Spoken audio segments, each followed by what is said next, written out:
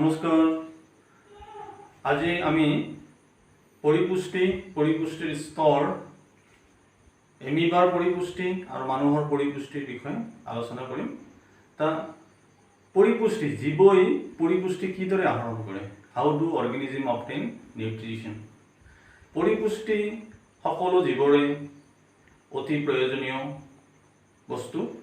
পৰিপুষ্টি হ'লেহে জীৱ এটা জীয়াই থাকিব পাৰে। পৰিপুষ্টিয়ে আমাৰ শৰীৰ নিৰোগী আৰু সুস্থ কৰি ৰাখে। পৰিপুষ্টিয়ে শক্তি দিয়ে। পৰিপুষ্টিয়ে বৃদ্ধি আৰু বিকাশ ঘটায়।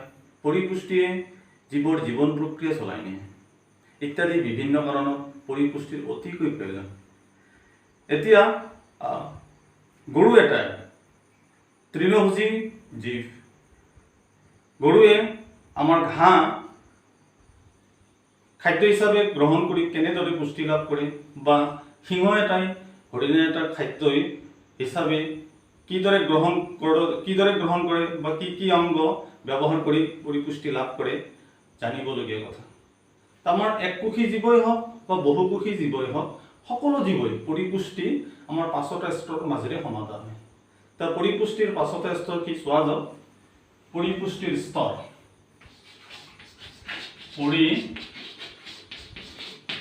পুষ্টিৰ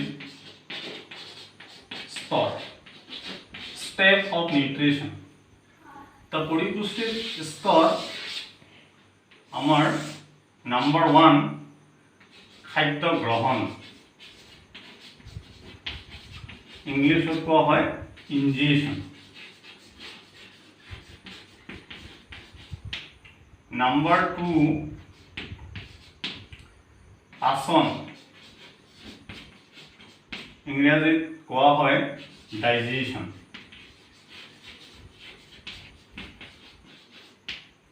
নাম্বাৰ 3 হ'ল আমাৰ শোষণ, ইংৰাজীত কোৱা হয় এবজৰ্পশ্যন। নাম্বাৰ 4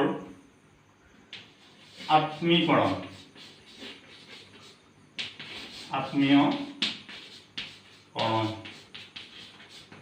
ইংলিছত কোৱা হয় এছিমিলেশ্যন।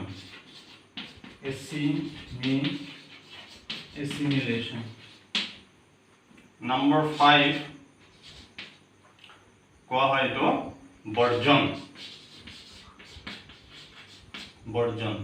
এইটো হ'ল ইজিয়েশ্যন বুলি কয়। খাদ্য গ্ৰহণ কি? খাদ্যখিনি মুখৰ ভিতৰত সোমাই লোৱা প্ৰক্ৰিয়াটোৱে হ'ল খাদ্য গ্ৰহণ। পাচন কি? খাদ্যৰ জটিল উপাদানসমূহ সৰল উপাদানলৈ পৰিৱৰ্তন কৰাৰ প্ৰক্ৰিয়াটোকে কোৱা হয় আমাৰ পাচন। নেক্সট শোষণ। পাচন হোৱা খাদ্যবস্তু আমাৰ তেজত, কোষত বিলীন হৈ যোৱা প্ৰক্ৰিয়াটোকে কয় শোষণ। আৰু শোষিত খাদ্যবস্তুই যেতিয়া দেহৰ বৃদ্ধি আৰু বিকাশ ঘটায়, নতুন কোষ গঠনত অৰিহণা যোগায়, তেতিয়া সেইটোকে কয় আত্মীয়কৰণ। আৰু অপাচিত খাদ্যদ্ৰব্যসমূহৰ আমাৰ বা অলাগতিয়াল পদাৰ্থসমূহ দেহৰ পৰা উলিয়াই দিয়া প্ৰক্ৰিয়াটোকে কোৱা হয় আমাৰ বৰ্জন। সকলো জীৱই এই 5টা স্তৰৰ মাজেৰে আমাৰ পৰিপুষ্টি সমাধা কৰে। এতিয়া আমাৰ জীৱৰ দেহ কিহেৰে গঠিত? কোষেৰে গঠিত। কোষৰ ওপৰত ভিত্তি কৰি জীৱসমূহক 2টা ভাগত ভাগ কৰা হৈছে, এককোষী জীৱ আৰু বহুকোষী জীৱ। এতিয়া আমি এককোষী জীৱৰ পৰিপুষ্টি এমিবাৰ বিষয়ে আলোচনা কৰিম। চোৱা যাওক এমিবাৰ পৰিপুষ্টি।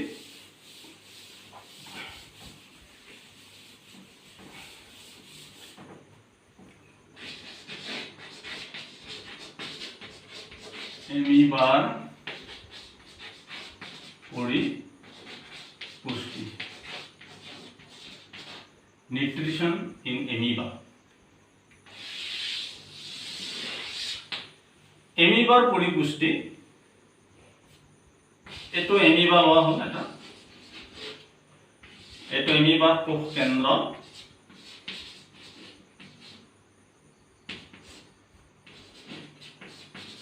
নিউক্লিয়াছ বুলি কয়। বাকীখিনি কোষ প্ৰৰস বুলি কয় আৰু এইটো কোষাবৰণ। এমিবা যেতিয়াই খাদ্যবস্তু সংস্পৰ্শলৈ আহে তেতিয়া এমিবাৰ আমাৰ কুটপদৰ সৃষ্টি কৰি খাদ্য বস্তুটো আগুৰি ধৰে। যেনেকৈ আমাৰ এইটো খাদ্য বস্তু ধৰা হ'ল খাদ্য দ্ৰব্য। যেতিয়া খাদ্য দ্ৰব্য দেখা পায় তেতিয়া কি কৰে এমিবা এনেকে আমাৰ কুটপদৰ সৃষ্টি কৰে। কুটপদ, এই দুটা কুটপদ বুলি কয়। এইটো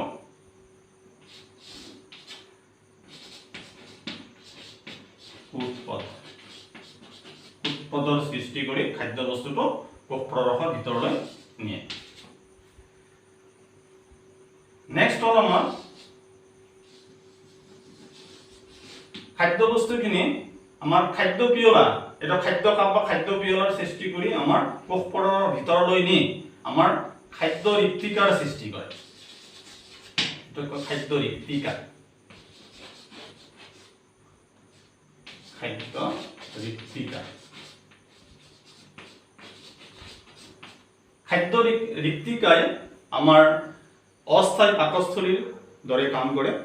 ইয়াত খাদ্য বস্তুৰ শোষণৰ কাৰণে, খাদ্য বস্তুৰ পাচনৰ কাৰণে আমাৰ ইয়াত বিভিন্ন পাচক ৰস থাকে, বিভিন্ন ধৰণৰ এচিড থাকে, আৰু এচিডে আমাৰ খাদ্য বস্তুখিনিৰ ৰাসায়নিক পৰিৱৰ্তন ঘটায়। ৰাসায়নিক পৰিৱৰ্তন ঘটাই আমাৰ শোষণ প্ৰক্ৰিয়াত সহায় কৰে, আৰু শোষিত খাদ্য বস্তুৰ আকৌ পিছত আত্মীয়কৰণ হয়, আৰু অলাগতিয়াল বস্তুখিনি আমাৰ কোষৰ পৰা বাহিৰ উলিয়াই দিয়ে, আৰু এইটো কোৱা হয় বৰ্জন। শেষত আমাৰ অপাচিত বস্তু বা অদৰকাৰী পদাৰ্থসমূহ আমাৰ এনেকৈ বৰ্জন কৰি দিয়ে। ইয়াৰ নিৰ্দিষ্ট অংগ বৰ্জন অংগ নাথাকে, আমাৰ কোষৰ যিকোনো অংশৰ পৰাই আমাৰ বস্তুখিনি বাহিৰ ওলাই দিয়ে, এটা কয় বৰ্জন।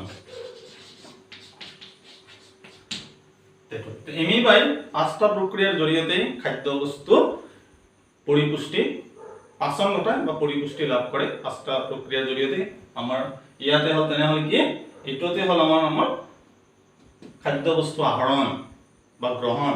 তাৰপিছত ইয়াত খাদ্যৰ আমাৰ ইয়াত পাচন হয় ৰাসায়নিক প্ৰক্ৰিয়াৰ জৰিয়তে, তাৰপিছত আমাৰ শোষণ আৰু আত্মীয়কৰণ ঘটে, তাৰপিছত বৰ্জন হয়। আমাৰ এমিবাৰ পৰিপুষ্টি আমাৰ পূৰ্ণগ্ৰাহী পৰিপুষ্টিৰ ভিতৰত ধৰা হয়। নেক্সট আমাৰ আমি যাম মানুহৰ পৰিপুষ্টি।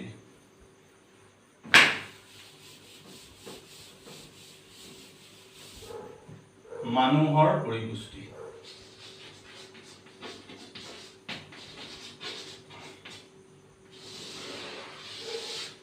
মানুহৰ পৰিপুষ্টি আমাৰ মানুহৰ শৰীৰৰ ভিতৰত থকা পাচন তন্ত্ৰৰ জৰিয়তে সমাধান হয়।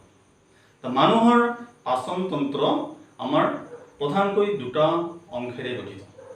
এটা হ'ল আমাৰ খাদ্য নলী বা পাচন নলী, আৰু আন এটা কোৱা হয় আমাৰ পাচন গ্ৰন্থি। খাদ্য নলীক ইংলিছত কোৱা হয় আমাৰ এলিমেণ্টাৰী কেনেল, আৰু পাচন গ্ৰন্থিক কোৱা হয় আমাৰ ডাইজেষ্টিভ গ্লেণ্ডছ। এইখিনি আমাৰ চোৱা যাওক।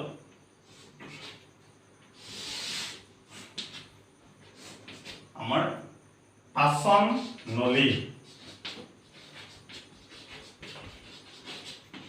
এলিমেণ্টাৰী কেনেল বুলি কয়, আৰু এটা হ'ল পাচন গ্ৰন্থি ডাইজেষ্টিভ গ্লেণ্ড।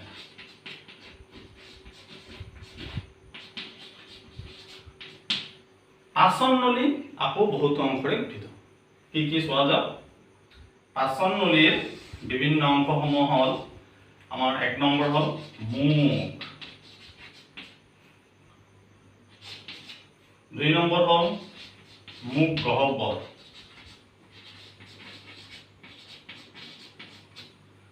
3 নম্বৰ হ'ল আমাৰ গ্ৰাহনলী,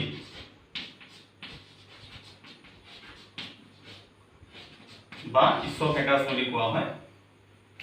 নেক্সট হ'ল আমাৰ পাকস্থলী,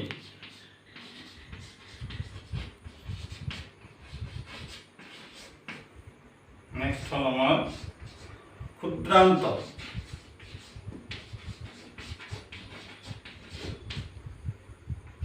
নেক্সট হ'ল আমাৰ বৃহদন্ত,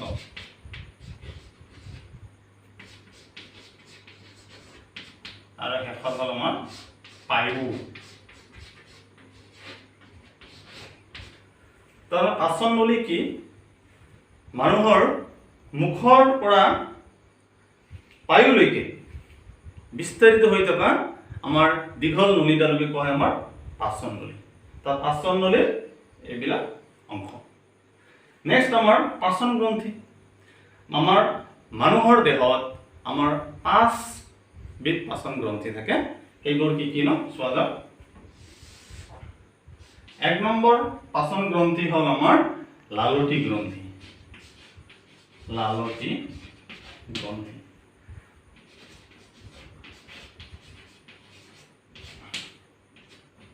2 নম্বৰ হ'ল আমাৰ যকৃত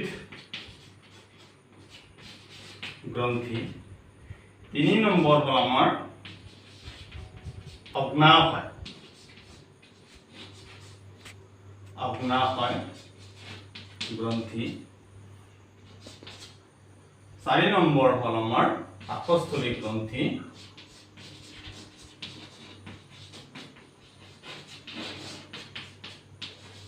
আৰু 5 নম্বৰ হ'ল আমাৰ আন্তৰিক গ্ৰন্থি। আন্তৰিক গ্ৰন্থি। এটা পাচন গ্ৰন্থি কি? পাচন গ্ৰন্থি কেই প্ৰকাৰ? তেনেহলে যি গ্ৰন্থিয়ে আমাৰ পাচক ৰস নিঃসৰণ কৰি খাদ্য বস্তুৰ পাচন ঘটায় তাকে কয় পাচন গ্ৰন্থি। তো পাচন গ্ৰন্থি আমাৰ 5বিধ হয়। তেনেহলে লালতি গ্ৰন্থি, যকৃত গ্ৰন্থি, অগ্নাশয় গ্ৰন্থি, পাকস্থলী গ্ৰন্থি আৰু আন্তৰিক গ্ৰন্থি। আমাৰ পাচন প্ৰক্ৰিয়াত আমাৰ খাদ্য নলীৰ ক'ত ক'ত পাচন প্ৰক্ৰিয়া সংঘটিত হয়? তেনেহলে মুখ গহ্বৰত পাচন প্ৰক্ৰিয়া সংঘটিত হয়, পাকস্থলীত সংঘটিত হয় আৰু আমাৰ ক্ষুদ্ৰান্ত্ৰত সংঘটিত হয়। এতিয়া আমি পাচন এই গোটেইখিনি পাচন তন্ত্ৰৰ অংশ। আমি এতিয়া পাচন তন্ত্ৰৰ বিভিন্ন অংশসমূহ চিত্ৰসহায়ত আমি প্ৰদৰ্শন কৰিম।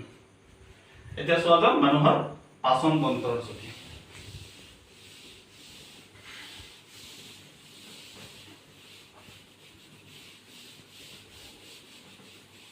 নেক্সট আমাৰ প্ৰথমতে এইটো আমাৰ এনেকে ইছ'ফেগাছ,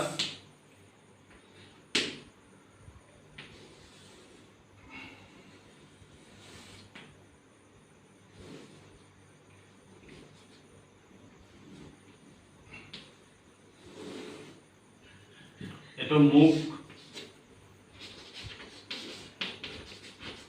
মুখৰ পিছতে হয় আমাৰ মুখ গহ্বৰ থাকে।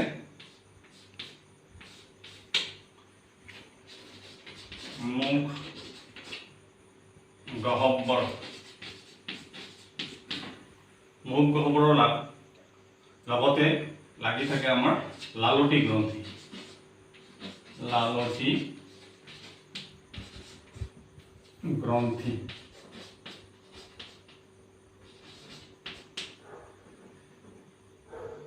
মুখত মুখ গহ্বৰতে খাদ্য বস্তুৰ পাচন আৰম্ভ হয় আৰু অৰ্ধপাচিত খাদ্য বস্তুখিনি আমাৰ এইটো ইছ'ফেগাছ বা গ্ৰাস নলী বুলি কোৱা হয়। গ্ৰাস নলী আহি আহি ইয়াত পাকস্থলী, পাকস্থলী দি আহি পাকস্থলীত জমা হয়। ইয়াত পাকস্থলীতে আমাৰ ইয়াতে এইটো হ'ল আমাৰ যকৃত।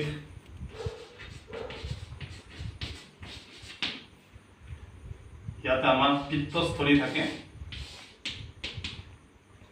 এতিয়া পাকস্থলী। পাকস্থলী।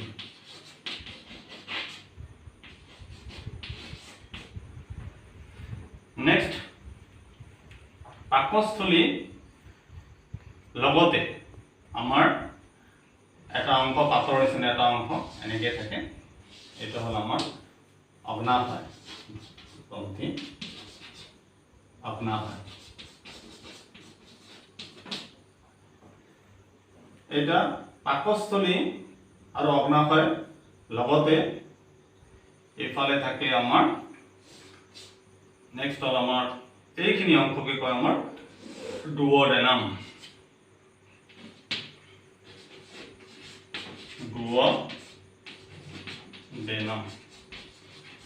ডুওডেনাম আৰু পাকস্থলীৰ মাজত অগ্নাশয় গ্ৰন্থিটো থাকে। নেক্সট আমাৰ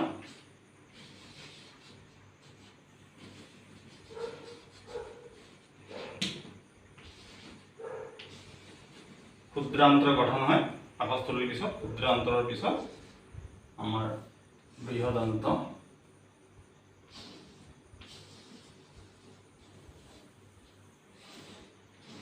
শেষত পায়ু।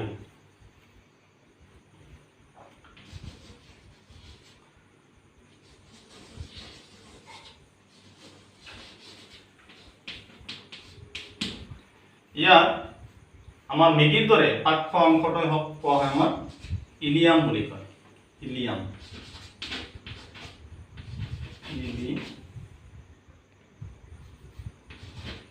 ইলিয়াম এই ডুওডেনাম আৰু ইলিয়াম এই দুটা আমাৰ ক্ষুদ্ৰান্তৰৰ অংশ বুলি কোৱা হয়।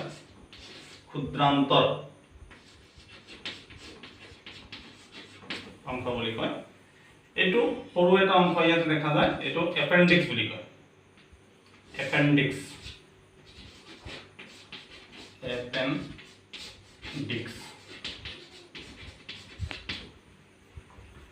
নেক্সট হ'ল আমাৰ এইটো এনেকুৱা ধৰণৰ অংশ, এইটো কলম বুলি কয়।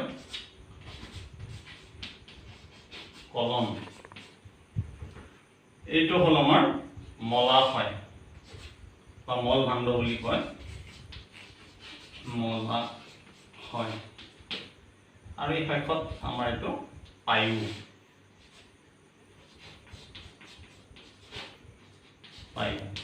এই কলম আৰু মলাশয় অংশ দুটা আমাৰ বৃহদান্তৰ অংশ বৃহদান্ত।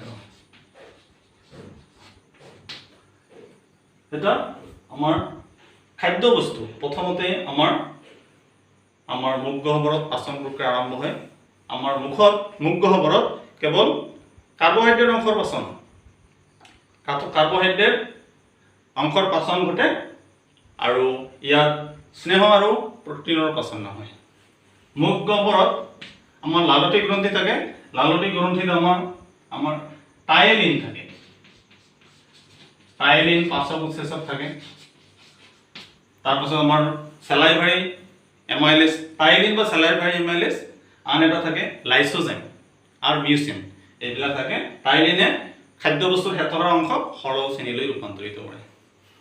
নেক্সট তাৰপিছত অৰ্ধপক্ষিত খাদ্যবস্তুখিনি গ্ৰাস নলীয়েদি আহি পাকস্থলীত জমা হয়। পাকস্থলীত আমাৰ পাচক ৰস থাকে।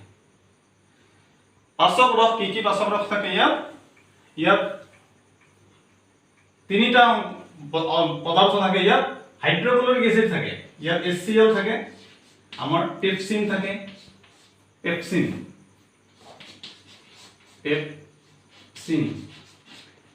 আৰু মিউকাছ থাকে।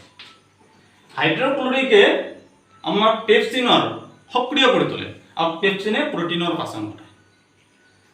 নেক্সট আমাৰ অগ্নাশয়।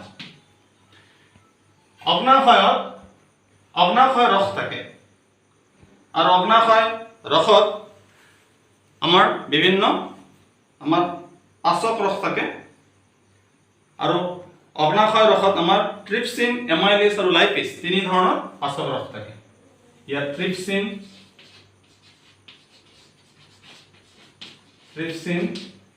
এমাইলেজ আৰু লাইপেজ থাকে। ট্ৰিপচিনে প্ৰটিনৰ পাচন ঘটায়, এমাইলেজে কাৰ্বহাইড্ৰেট অংশৰ পাচন ঘটায় আৰু লাইপেজে আমাৰ স্নেহ পদাৰ্থ পাচন ঘটায়। যকৃত আমাৰ শৰীৰৰ আটাইতকৈ ডাঙৰ পাচন গ্ৰন্থি হ'ল যকৃত গ্ৰন্থি। যকৃতত কোনো পাচক উৎসেচক নাথাকে। ইয়াত পিত্তৰস নিৰ্গমন হয়। পিত্তৰসে আমাৰ স্নেহ পদাৰ্থক সৰল পদাৰ্থলৈ ৰূপান্তৰিত কৰে, অৰ্থাৎ স্নেহ পদাৰ্থৰ পাচন ঘটায়। নেক্সট আমাৰ পাকস্থলীৰ পৰা খাদ্যবস্তুখিনি আহি আমাৰ ইলিয়াম বা আমাৰ ক্ষুদ্ৰান্তৰত জমা হয় আৰু ক্ষুদ্ৰান্তৰতে সকলো পদাৰ্থৰ পাচন হয়। খাদ্যৰ উপাদান, কাৰ্বহাইড্ৰেট, স্নেহ, প্ৰটিন ইয়াতে ক্ষুদ্ৰান্তৰতে সম্পূৰ্ণ পাচন ঘটে। ইয়াতো আমাৰ স্নেহ পদাৰ্থৰ পাচন হয়, প্ৰটিনৰ পাচন হয় আৰু আমাৰ কাৰ্বহাইড্ৰেটৰ পাচন ঘটে। নেক্সট আমাৰ এই ক্ষুদ্ৰান্তৰ বেৰত আমাৰ আঙুলিৰ দৰে কিছুমান প্ৰবৰ্ধ ওলাই থাকে এনেকুৱা ধৰণৰ। এই প্ৰবৰ্ধ বৰকে কোৱা হয় আমাৰ ভিলাই বুলি কয়, ভিলাই। এই ভিলাইবোৰে খাদ্যৰ পাচন আৰু শোষণ ক্ৰিয়াত সহায় কৰে। তাৰ ইয়াত আমাৰ আটাইতকৈ খাদ্যনলীৰ আটাইতকৈ দীঘল অংশটোৰ নাম কি যদি কোৱা হয় তেনেহ'লে আমাৰ কোৱা হ'ব ক্ষুদ্ৰান্ত। আৰু খাদ্যনলীৰ পাচন গ্ৰন্থিৰ আটাইতকৈ ডাঙৰ পাচন গ্ৰন্থিটো কি তেনেহ'লে যকৃত গ্ৰন্থি। এইখিনিতে আমাৰ চাইম কাক কয়? চাইম আমাৰ পাকস্থলীত আমাৰ পাচক ৰসৰ লগত মিহলি হৈ থকা আমাৰ বোকাৰ নিচিনা অংশটো কি কোৱা হয়? আমাৰ চাইম বুলি কোৱা হয়। ইয়াত আমাৰ বিভিন্ন পাচক ৰস থাকে। পাচক ৰসবিলাক কেনেকুৱা? পাচক ৰস এবিধ আমাৰ উৎসেচক, যি আমাৰ পাচন ঘটাত সহায় কৰে। পাচক উৎসেচক আমাৰ কেটালাইজ বুলি কয়। আমাৰ অনুঘটক পাচক ৰস কি? পাচক ৰস এবিধ জৈৱ অনুঘটক, এই পাচন প্ৰক্ৰিয়াত সহায় কৰে। আমাৰ এইখিনিয়ে আমাৰ মানুহৰ পৰিপুষ্টিৰ বিভিন্ন অংশসমূহ আৰু এইটো পাচনতন্ত্ৰ ছবি। এতিয়া আমাৰ এইখিনিতে সমাপ্ত হ'ল আমাৰ পৰিপুষ্টি।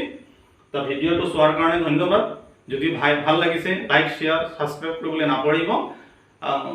আজিলৈ ইমানেই। আকৌ লগ পোৱাৰ আশাৰে টাটা বাই বাই।